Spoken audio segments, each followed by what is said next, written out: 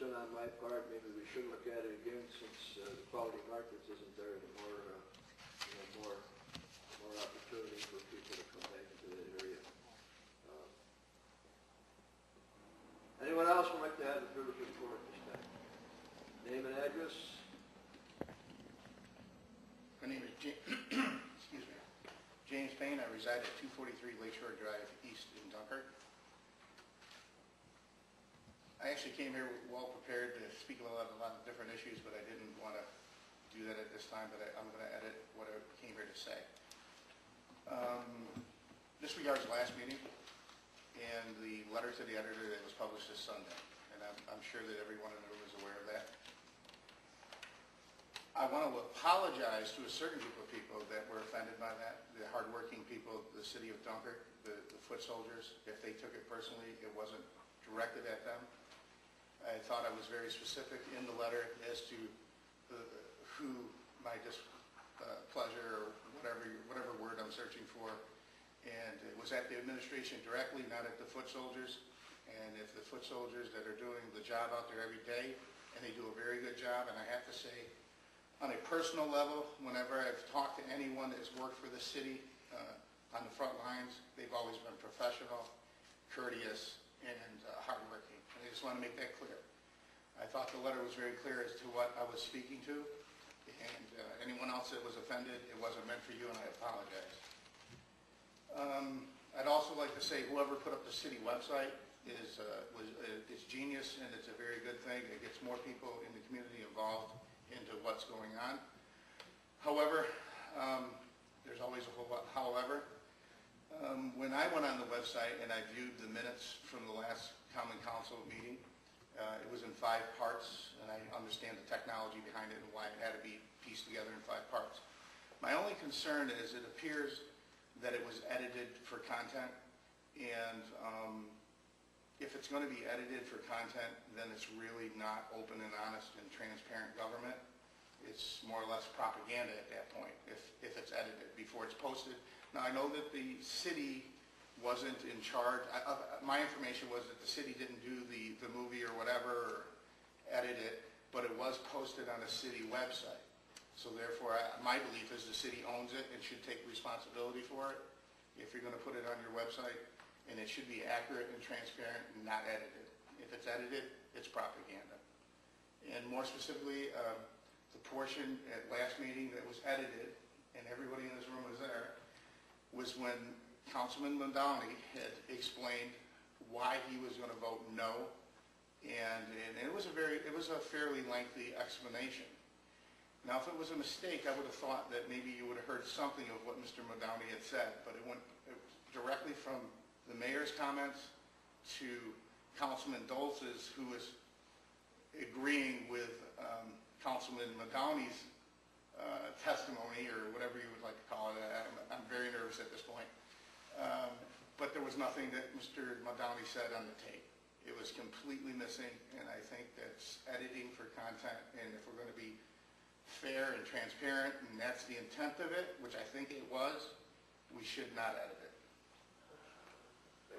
Just, I'll make a comment. I believe the person that recorded it she is here, and I can rest assure you that she doesn't do it for propaganda purposes. It's something that happened, the technical effect to it, things happen, I guess. And in this case, it happened, and unfortunately, it concerned an issue that was discussed.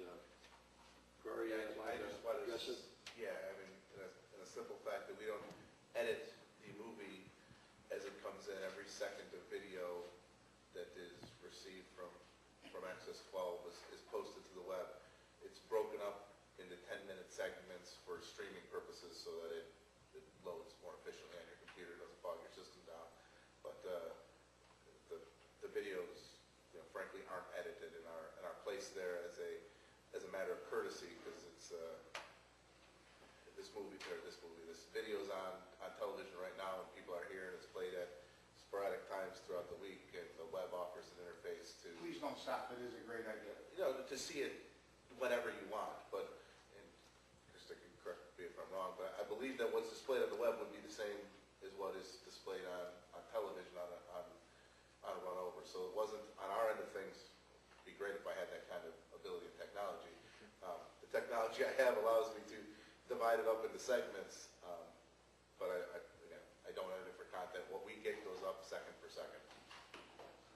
It just, to me, it just that the entire clip was missing. And I understand with that, I would have expected to see one word or whatever spoken by Councilman Downey, but the entire section was missing. That's what bothered me. Again, I have to apologize, it was a coincidence, Okay. and I'll back up the person involved for the taping of it there. It wasn't done intentionally. But The please don't stop doing it. It's a great thing. Thank you. So anyone else who would like to have a privilege of the floor at this time? Do I see anyone else? If not, privilege of the floor is closed. Go to communication from the mayor, including any disapproval messages. I do have a few things tonight. First off, I really want to welcome Molly Gainey back down in the assessor's office. She went through some traumatic. She's open again. I really want to really extend our accolades to young John McCoyak, whose parents lived down in the First Ward on Lakeshore Drive East. He was one of the three that received the Chancellor's Award on the State University of New York in Albany this past week or so. What a great honor for him, but what a great honor for the city of Dunkirk. The rec department has secured through the school district another $15,000 Century 21 grant, which will help us toward payroll at Camp Groves, along with some materials for camp. We had 2 great openings within the last 10 days at our local hospital, which does an outstanding job. I was up there and I had the privilege Sunday to be there to the opening of the new dialysis unit. Outstanding, under the leadership of Carol Profitsky, and she just does a super great job. But all of them up there at the hospital, we get to be so proud.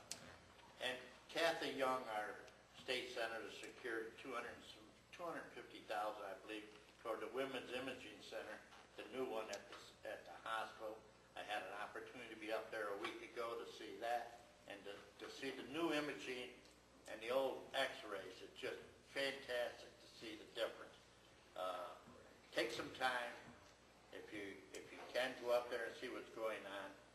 Great news last week, we broke with the water park, a $1.2 million investment on the waterfront, along with private and public monies and investments. The senator was in town, or the congressman was in town yesterday, Congressman Higgins. $376,000 for dredging in the Dunkirk Harbor. I think these speak volumes of what's going on in our community. I want to let the people know that Kevin Muldowney, councilman, and myself have been working very diligently on this house on 4th Street that everybody received notice about a week or 2 weeks ago. I don't know if anybody's followed up on it, but Kevin and I have been there. We've worked with it. The people were in court yesterday. We are pursuing it. We have made contact back with the person that had written the letter, and I want to thank Kevin for working so diligently and so closely with me on it. The census for 2010 is getting wrapped up. It's getting going right now. They're out doing GPSs, and that system has started, and I guess that's probably the next 3 to 4 months that's going on, and then next year they'll get into it and start moving forward on the count. You heard about the movie in the cities this year. Fantastic, new, different idea, great idea.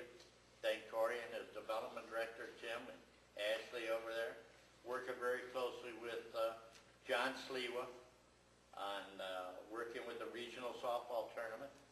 And we're bringing it here on June 1st to the city of Dunkirk.